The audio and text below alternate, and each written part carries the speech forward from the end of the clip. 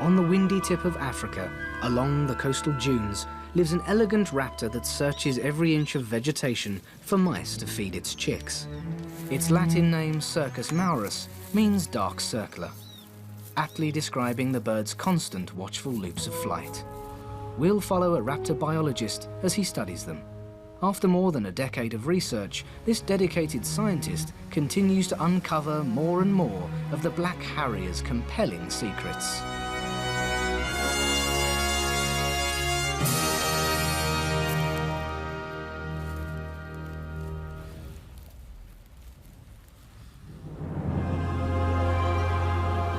The majestic southern tip of Africa. Here, two contrasting oceans, the icy Atlantic and warmer Indian Ocean, meet at a unique place on Earth, the Table Mountain National Park.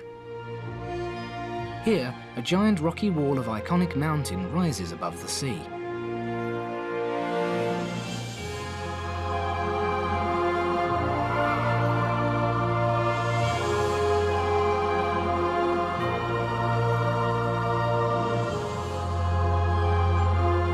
This mountain range is home to the majestic black eagle.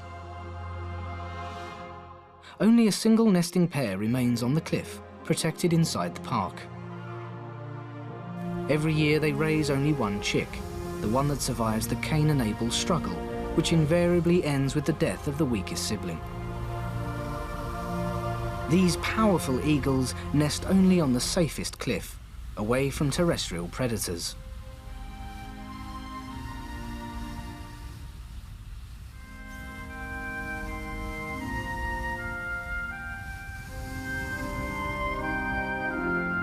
They fly over one of the planet's most biologically diverse landscapes. The southern tip of Africa is recognized as the sixth floral kingdom in the world.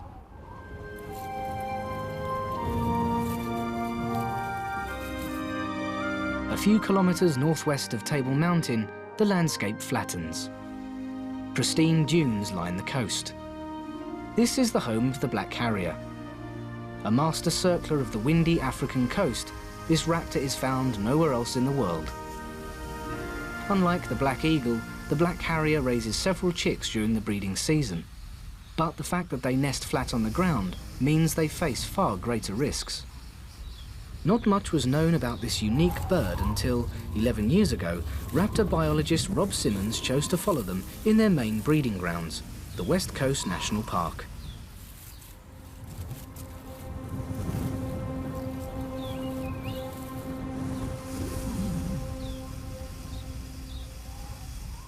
"25, 30 odd years ago, I came to Africa, 80, 90 species of raptors around. It was just heaven. Fell in love with the bird. Here's a fascinating species. It's polygynous. It nests on the ground. It's relatively easy to study. Coming to Africa, it was an obvious thing to come and look at the African marsh harriers and the black harriers. Here's two stunning birds. Almost no work been done on them, surprisingly. When I first came back to South Africa in the year 2000, here's an endemic species, black harrier, that no one was studying. So Andrew Jenkins, Odette Curtis and myself all arrived at about that same time at the same conclusion. Here's an endemic species, really needs some work done on it. So we decided we should come and study this species, and that's how I started off with black harriers. The West Coast National Park. Here, the unique lagoon and vegetation form an internationally recognized biodiversity hotspot, protecting vital breeding islands for endemic marine birds. After the winter rains, the coastal vegetation explodes into color. The wet season has cast its spell.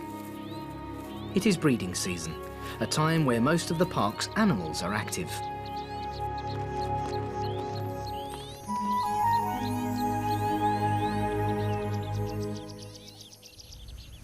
Here in the southwestern corner of Africa, we've got the core breeding area of the black harrier in the fynbos, in the Renosterveld. It is an endemic species. It does go into Namibia. We think it might breed there, but it hasn't been proven yet. It has a very small population. And my study is to find out why it is so rare. And to give you some idea, we think there is about between 1,000 and 2,000 individual black harriers in the world. It's a tiny population. We think there's about probably 500, 700 breeding pairs of black harriers. We don't know why they're so rare, but we've got some ideas, and that is very much to do with habitat. In this southwestern corner, we've got some large protected areas. We've got some of the private nature reserves like Jakobsfontein, we've got Coburg Nature Reserve, we've got Ronderberg, where we've been doing some of our work, we've got the West Coast National Park, which is a big chunk of coastal strandfell. This is where the harriers are found. You go outside that, you do find some harriers, but it's very much lower numbers. They need this pristine veldt in which to put their nests and in which to forage. This year, the rains have been good. The landscape is fresh and lush, which is exactly what the black harrier requires. Pristine vegetation for nesting and a ready supply of food for its chicks. The coastal belt is rich in small rodents, the raptor's staple diet.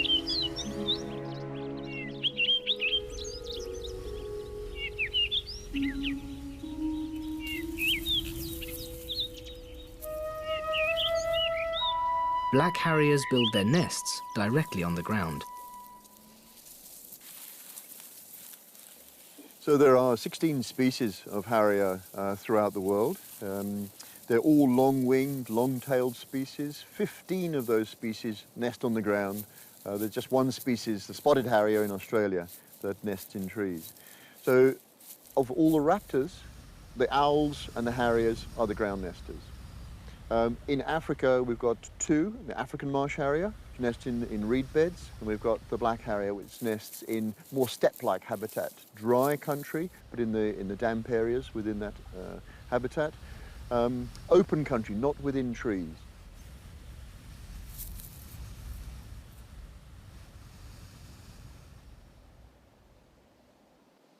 The starred part here is where the chick is inside, lifting up his egg tooth on the end of his bill, cracking the shell, and I can hear him in here, and I can feel him as well, and eventually he will star all the way around, or about 3/4 of the way around the top of the eggshell here, and the cap will then just come off, and then he'll emerge, he will actually hatch. That process could take another 12 to 24 hours for him to actually get out of this egg.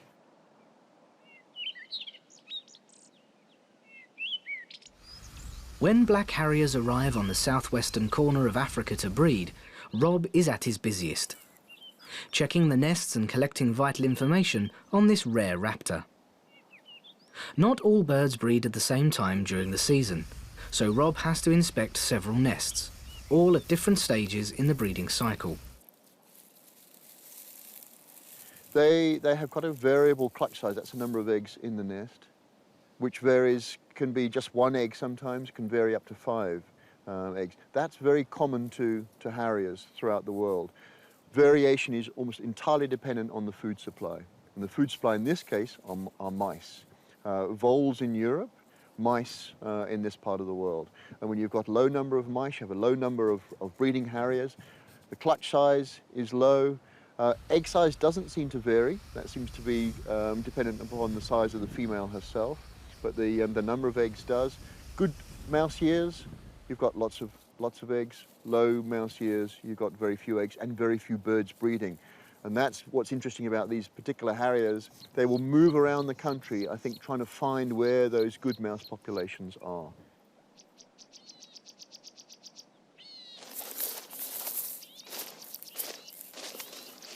Not far off, Rob finds another nest. These chicks are 20 days old.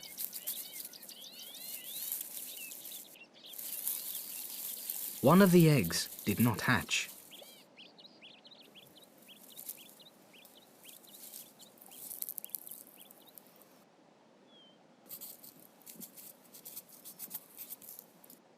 The chicks have been recently fed, and with a bit of manoeuvring, Rob can see what was for lunch.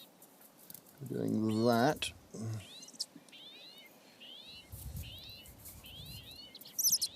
I'll feed it back to him. That's mouse.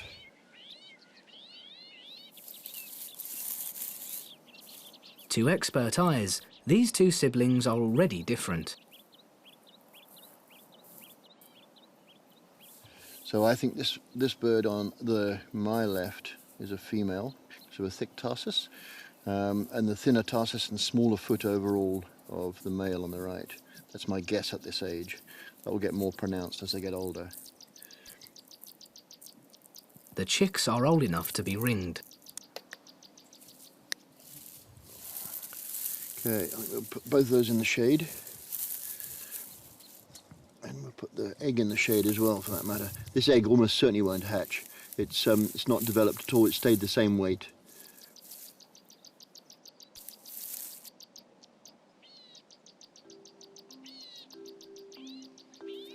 As Rob inspects several nests in the region, it is clear that some pairs are breeding much earlier than others. By timing their breeding to coincide with a spike in the rodent population, black harriers increase their chances of successfully raising chicks.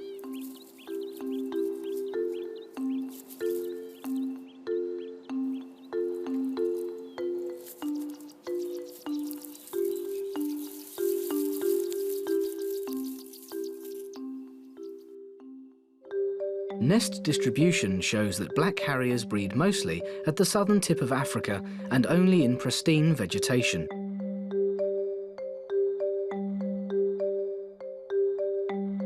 Here in the Overberg, the few existing black harriers build their nests on the periphery of large farms, which were once their natural breeding grounds.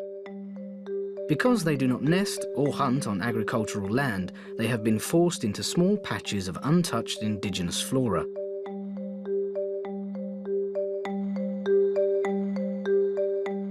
On the west coast, there's a much higher concentration of nests, all in protected areas, the West Coast National Park and private reserves to the south. Over the next few weeks, Rob will have the unique opportunity to observe two nests here. Curiously, black harriers are the only species in the harrier family to tolerate spying. Rob will monitor two nests a few hundred meters apart, dew nest and jackal nest. Visiting these nests gives Rob a snapshot in the life cycle of the black harrier. Small spy cameras provide precious glimpses of the interaction between parent and chicks. These intimate scenes have never before been captured on film, adding a groundbreaking new dimension to Rob's research. For the first time ever, he can document every moment of nest activity, from egg to fledgling. This is June nest. Originally it contained 3 eggs, but one chick died while hatching. What happens next has never been recorded before. The mother harrier carefully inspects the lifeless chick.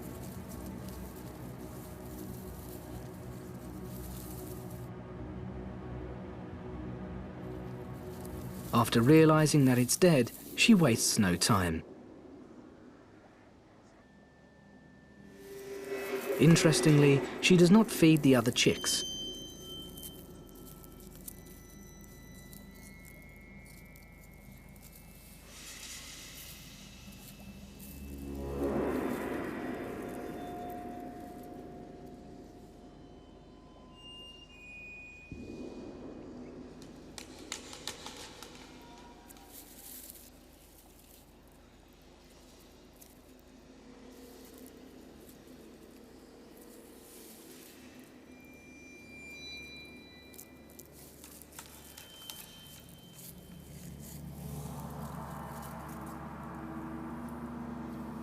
She wastes nothing, carefully cleaning the eggshell of yolk and discarding it so that no traces of the incident remain. This way, predators will not be attracted to the nest. This is the very first footage of black harrier cannibalism. If it weren't for the camera, Rob would have no way of knowing how the mother deals with dead chicks.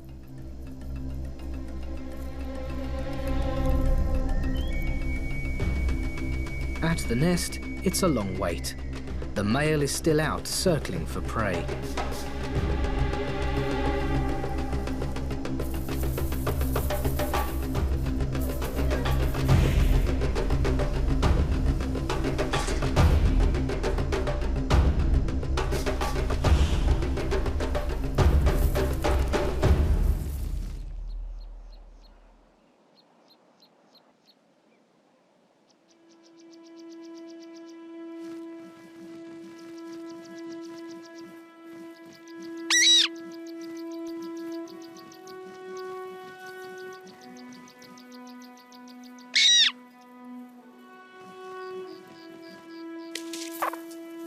food at last.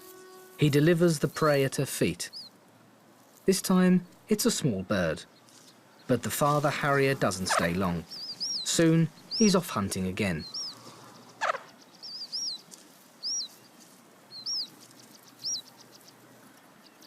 Using her impressive talons and beak, the mother prepares small morsels for the chicks.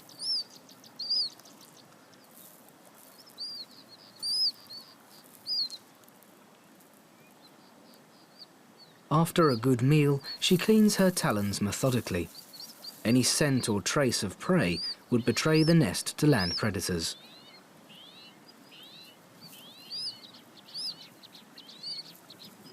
Then it's back to guarding over her delicate chicks.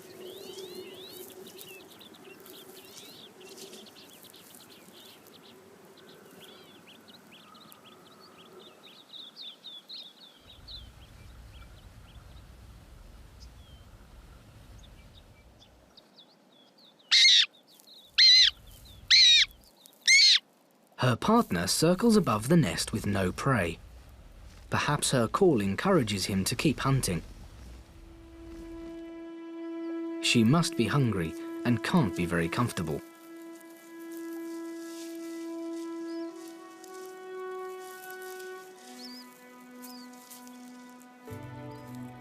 If 2 fast-growing chicks keep parents busy, 3 are a serious challenge. 20 days after the 3 chicks hatched, spy cameras at Jackal Nest show much more activity. Reversing into the bush, one chick goes to the toilet. Their leg muscles are still weak, but their sphincter muscles more than compensate. The parents must deliver more and more food.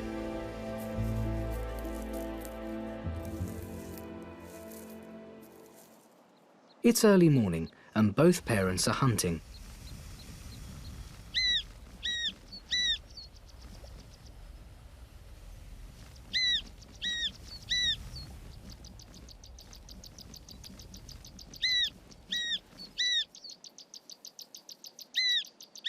The male passes prey to the female, and she takes it to the nest.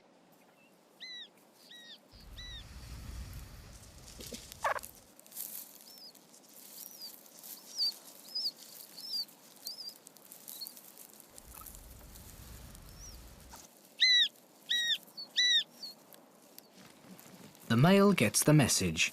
They need more food. During the first feeds of the day, the larger chick gets most of the food. The parent harriers must deliver more and more food to the nest each day if their chicks are to survive. One chick is much smaller than his siblings. Competition for food will be tough for this youngster.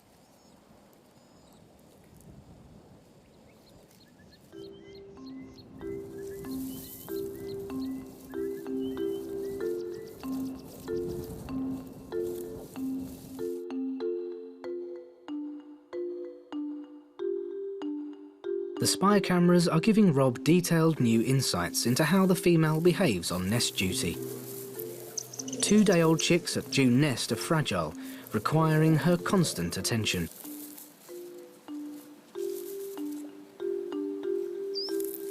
With chicks so small, the female is reluctant to leave the nest. She waits for the male to bring food, which must be enough to feed both her and the chicks. She does no hunting at this stage and is entirely dependent on her mate's abilities.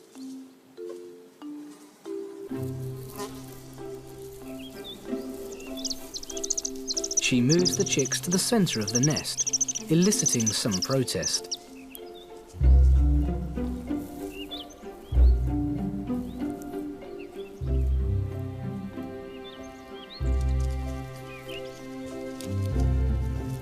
Her versatile beak also does a good job shaping the nest.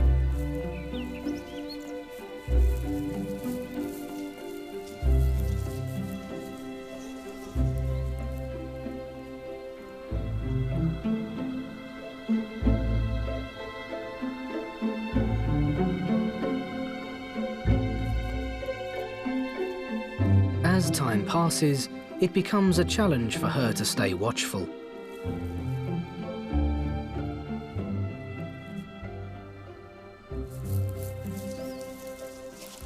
After such long periods sitting on the nest, it's important for the mother harrier to have a good stretch. At this stage, she is vulnerable to land predators and must be ready to take off at a moment's notice.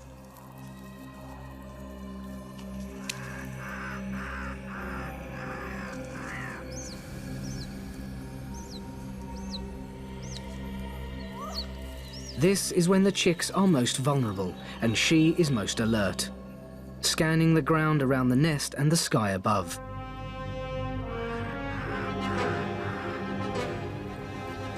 The pied crow is also looking for food, but he'll have no luck here. Mother harrier is standing guard.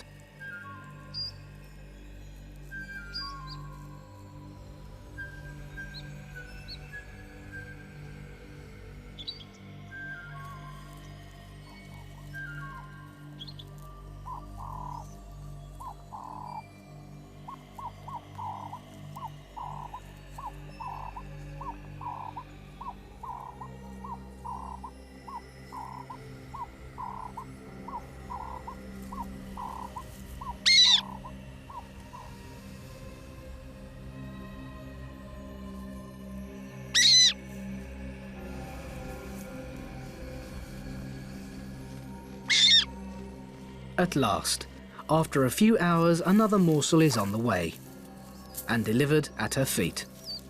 It's a small rodent this time, the most common prey for these coastal nests.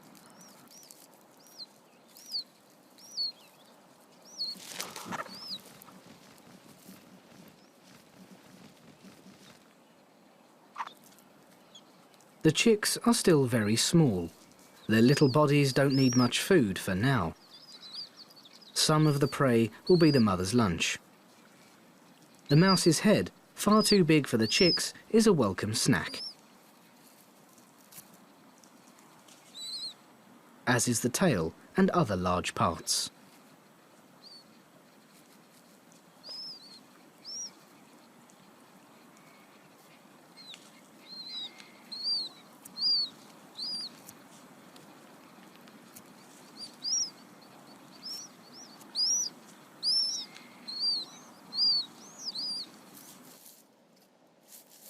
After lunch, Mum returns to nest duty. She snatches a brief siesta, but always keeps one eye open for danger.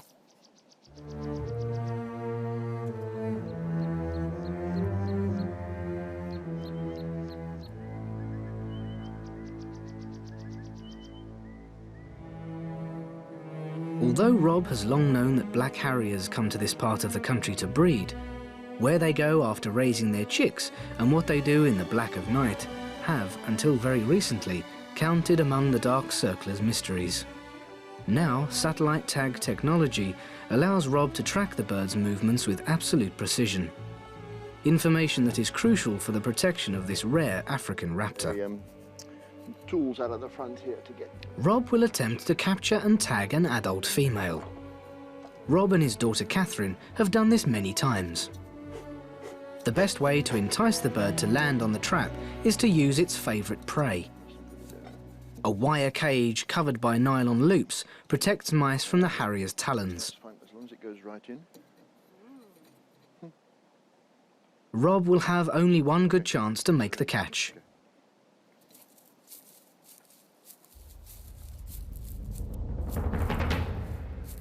He needs to place the trap in just the right spot.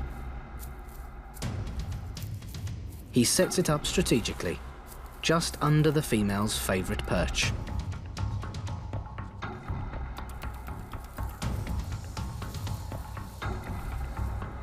The mice can't be in the sun for too long, so Rob has a limited window of opportunity.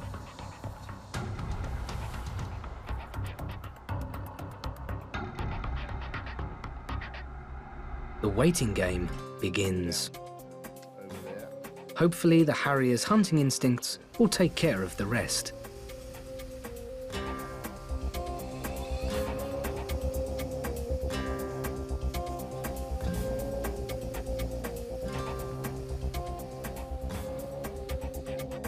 Yeah, the way she's looking there, looks like she's seen the trap. She's looking down.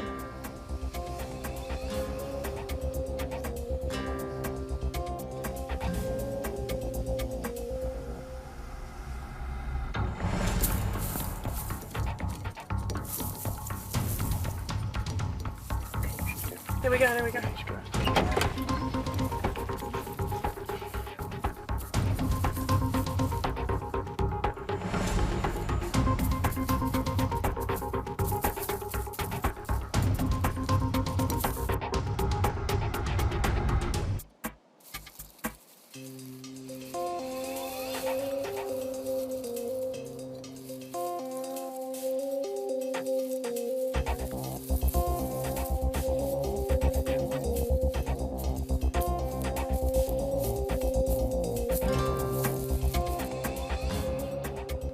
So this is a female black harrier. She's a breeding bird. We've just caught her on the Valshatri trap.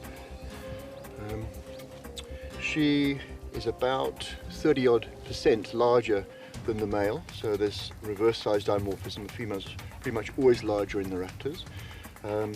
As you can see, she's black throughout except for the underwing there.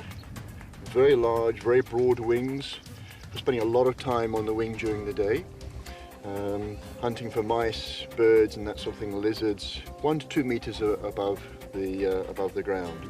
Very broad tail for those quick turns. When they see the mice, they will hit them very hard, almost instantaneously. The mouse is dead.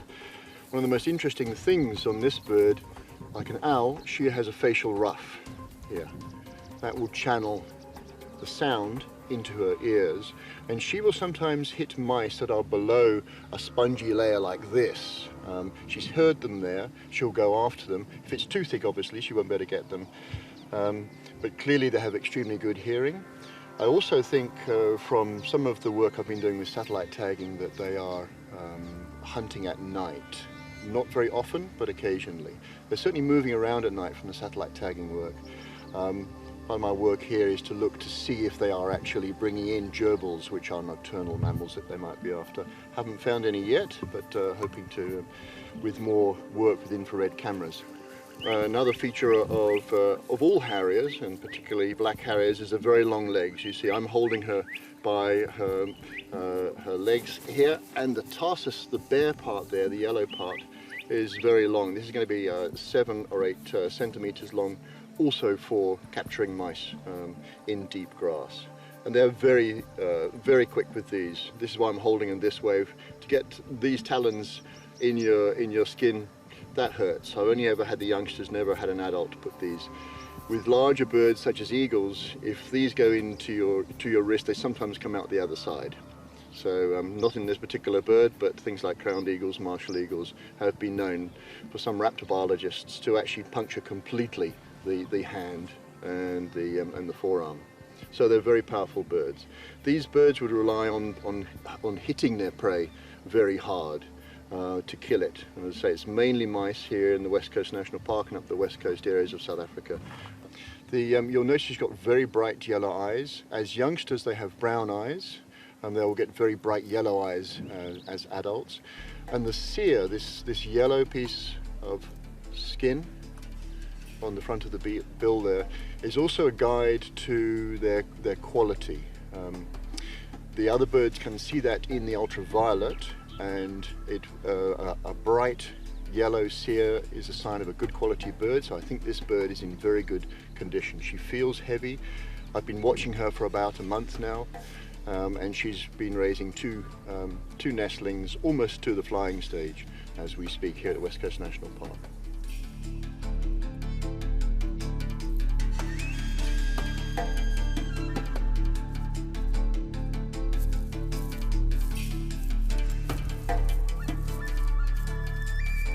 Once the bird is in hand, Rob gathers as much information as possible for his database.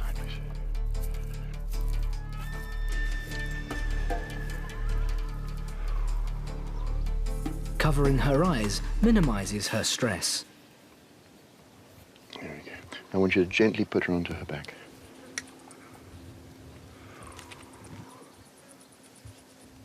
The The permanent metal ring and a colouring make it easy to identify her in the field. Tarsal measurement. Most people, when they're studying raptors, will go and mark them in some way so that you can follow individuals around. With peregrines, with African marsh harriers, with rock kestrels, you put a mark on, you'll see the same individuals there in the territory, around their nesting site, year after year after year, perhaps for 8 to 10 years. Some of these birds are surviving with the colour rings, protegial tags. You do that with a black harrier, you don't see it the next year. It's not because the bird is dead, it's because it has moved out. So that means you've got to find another method of following these birds around to know where they're going, what they're doing. And that's why I've turned to satellite tagging, which is, as we've seen, a little tag on the back of the bird, weighs 12.5 grams, rather expensive, $3,000 US. But that will follow the bird around anywhere on the globe. So here in the West Coast National Park, we've put a tag on a bird. We will follow that bird around, and we'll be able to see where it's nesting next year. We'll be able to see where it's foraging this year.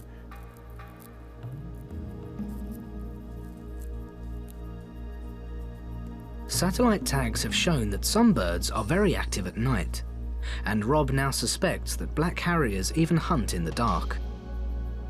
Their facial ruff might be the clue. It acts as a sound receiver, helping the raptor to find its prey without having to see it. The tag will provide vital information, tracking nocturnal movement and helping to determine exactly where black harriers spend their time after breeding. This female is ready to go. Hopefully, her new tag will offer new information about the lives of black harriers.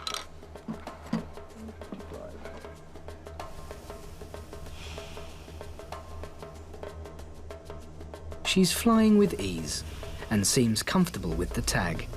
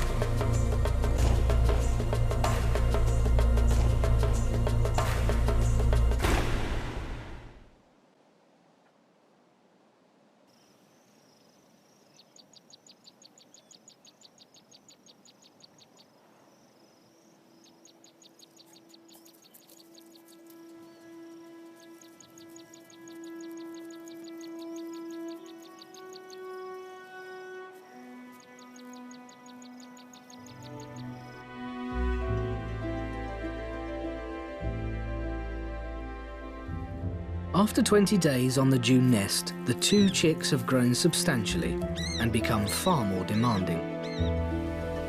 The male flags the first catch of the day.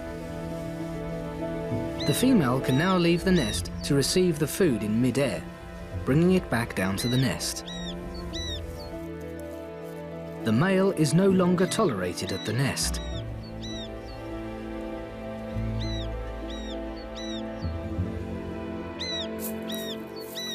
This meal is a fairly large rodent. The female is quick to process the catch. Her hungry chicks are now able to swallow much larger chunks of meat.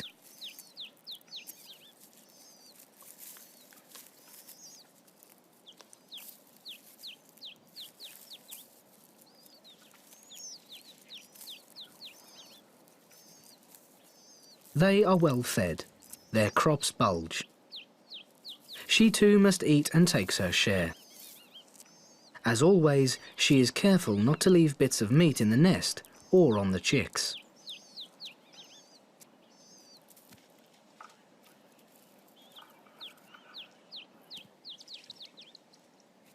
The chicks are much bigger, making it tricky for her to cover them.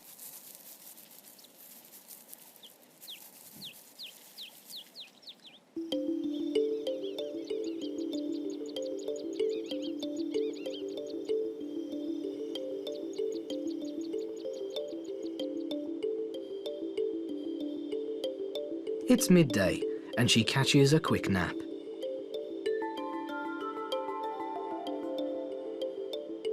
The spy cameras are showing a clear slump in prey delivery at certain times of day, something Rob has also observed over the years. Black Harriers hunt not for the whole day. They've got a very distinct pattern, which we've had a very close look at. Early in the morning, they will spend some time sunning, they will defecate, they'll fly around their territory, but generally if the wind isn't up, they'll stay there until about 8 o'clock, 9 o'clock, and then they'll go off hunting. During that time, they're obviously coursing low over the vegetation, looking for mice, birds occasionally. In the coastal areas, almost always mice. In the montane areas, about 50% mice, 50% birds. So about between 9 o'clock and 10 o'clock, we call it the happy hour, is when all of the prey starts to come into the nest, either to the female or to the chicks. That's when they're doing most foraging, they're catching most mice, they come and deliver it to the nest, and then that tapers off over lunchtime. 3 o'clock to 4 o'clock, that's when they're hunting again, and the number of prey that come into the nest goes up, and you might get 2, 3 prey items, mice again, coming into the nest. Thereafter, it tails off into the evening till they're doing nothing pretty much after about 7 o'clock or so. So you've got these 2 peaks, 9 o'clock, 10 o'clock, 3 o'clock, 4 o'clock. In the middle of that, they take their siesta. Why does that happen? We think that happens because when we've looked at mouse activity patterns, and these are rhabdomous, little striped mice and otomus, but especially the rhabdomous, we find that they have activity patterns, and they have a very high peak early in the morning, which the harriers miss. About 9 o'clock, 10 o'clock, they have another peak, which the harriers are exploiting. During the noontime period, when it's hotter, the mice are also taking a siesta. 3 o'clock, 4 o'clock, they're another mouse peak, decreases thereafter into a trough, and then the mice have another peak in the evening, which black-shouldered kites and owls might be exploiting, but the harriers aren't. We don't know why they're not exploiting it. It'd be a good time to go and hunt mice. But the 9 o'clock, 10 o'clock peak and the 3 o'clock, 4 o'clock peak are the ones which are being exploited by the harriers.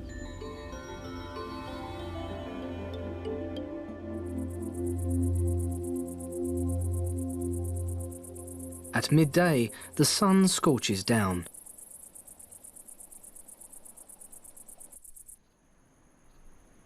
The 3 chicks at Jackal Nest are feeling the heat. Some search out a shady spot. If all else fails, opening their beaks will help them to cool down.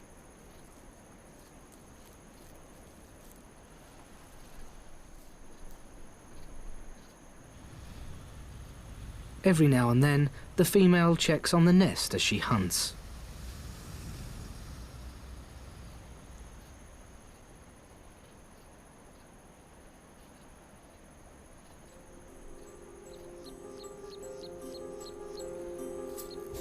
In the heat of the day, the park's reptiles become active.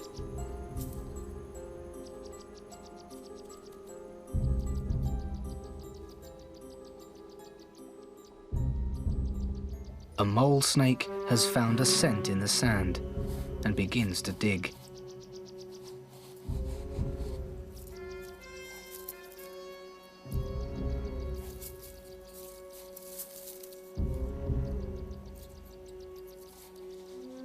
She's a skillful predator of the sandy underground.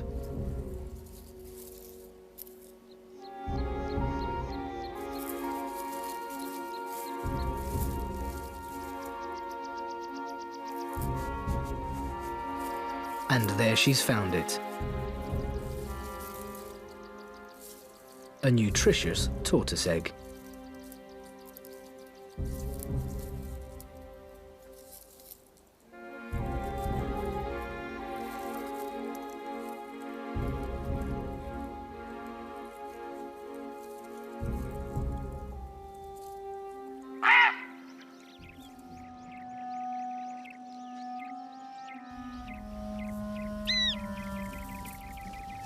When the midday heat has passed, the female brings a lizard to the nest.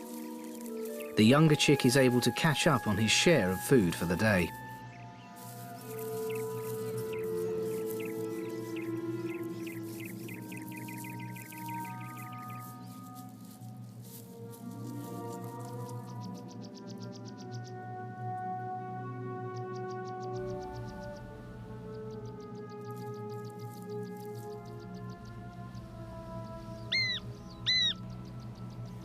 happy hour starts again, and the male brings more food to be fetched by the female.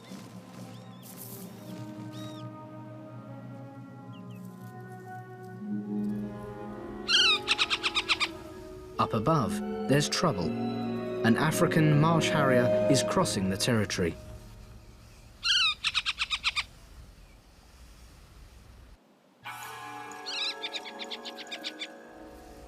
Frequent activity at Jackal Nest has been spotted.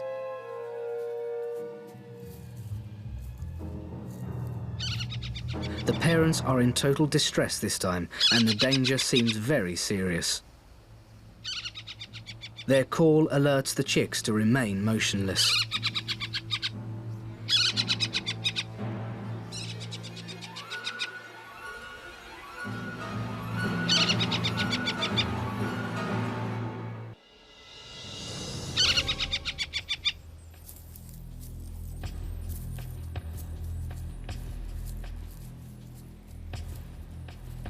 One of the problems that you have with a ground nesting species like a black harrier is a constant predation threat.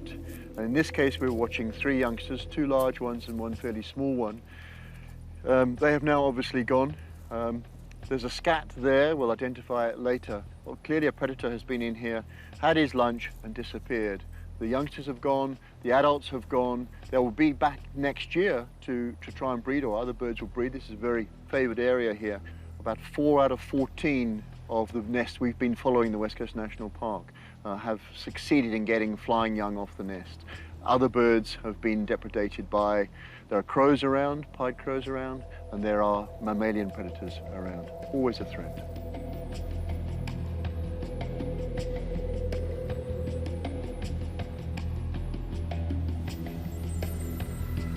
Fearing the worst, Rob checks on the chicks at June Nest. But all seems to be going well here. They are about between 2 and 3 weeks old. You see they're getting their first feathers there.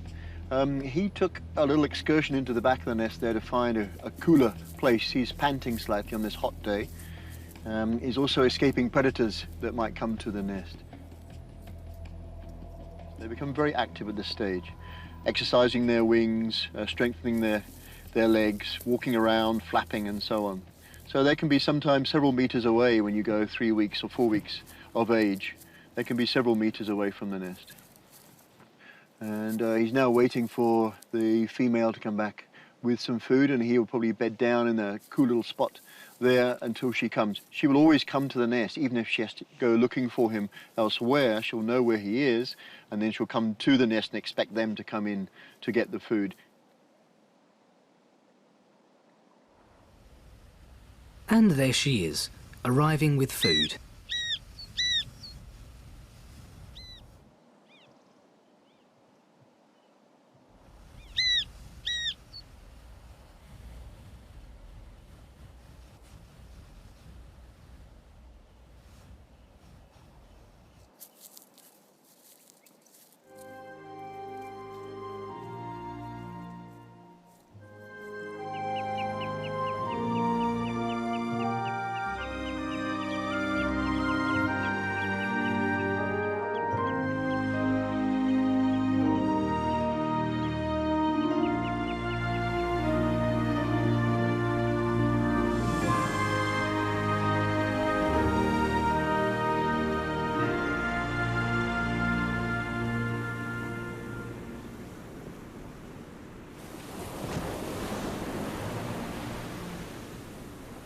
It's been a month since the 2 chicks hatched at June Nest, and Rob and Catherine will give them a final checkup. As is normal at this stage, they have moved about 20 meters away from the nest. So they will flap away from you, and then come around that bush and towards me. It will take some searching to find them among the vegetation.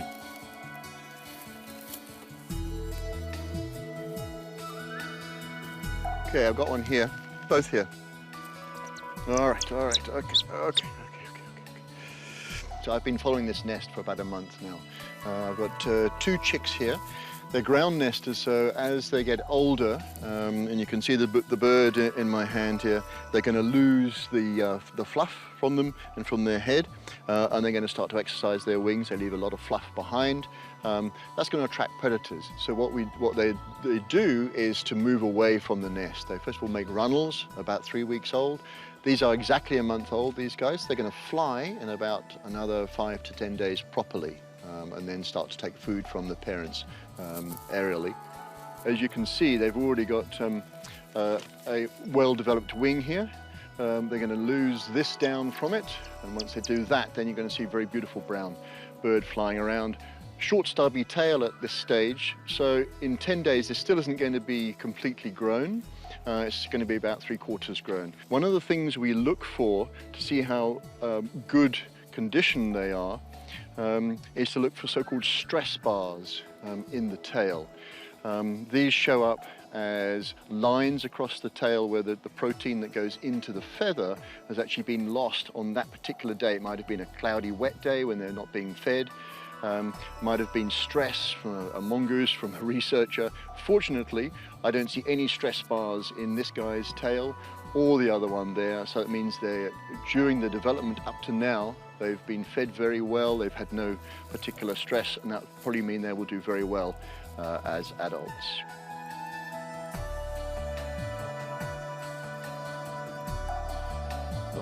He's not very happy about. This is the last time Rob will measure them. Oh, no, just fly. The young birds are just a few days from one of the most important survival tests of their life, learning to fly.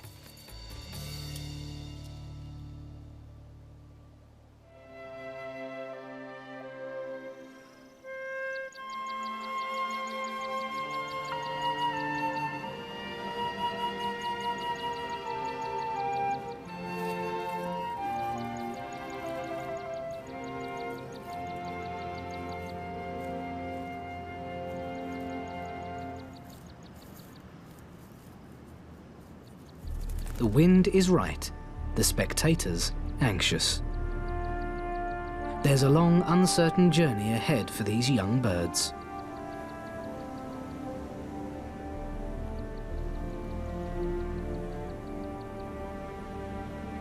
They are testing their wings.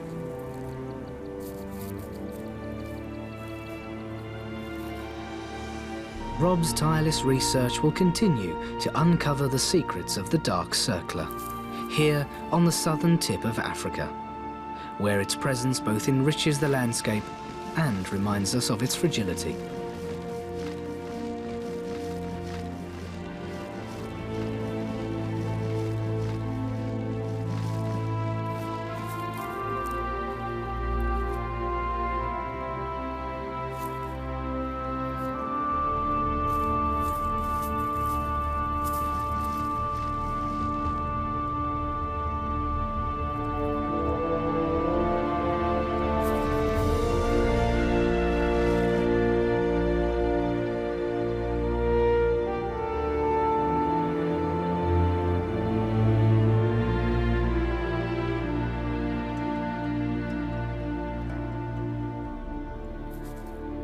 The female with the satellite tag is already providing valuable information. After breeding on the west coast at sea level, she covered a full 1,200 kilometers to hunt in the alpine grassland of the Drakensberg and Lesotho, 3,400 meters above sea level.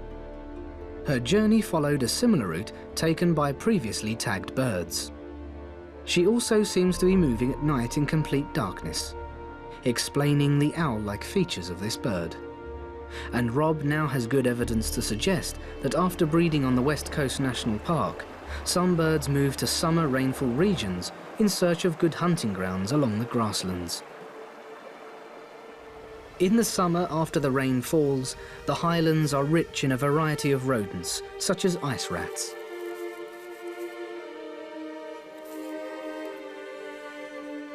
The black harriers seem to be aware of favourable seasonal conditions on the other side of the country. With new information, new questions surface. For Rob, fresh insight into the life of the black harrier begins another chapter in his research. Each discovery improves the survival prospects of this rare and extraordinary bird.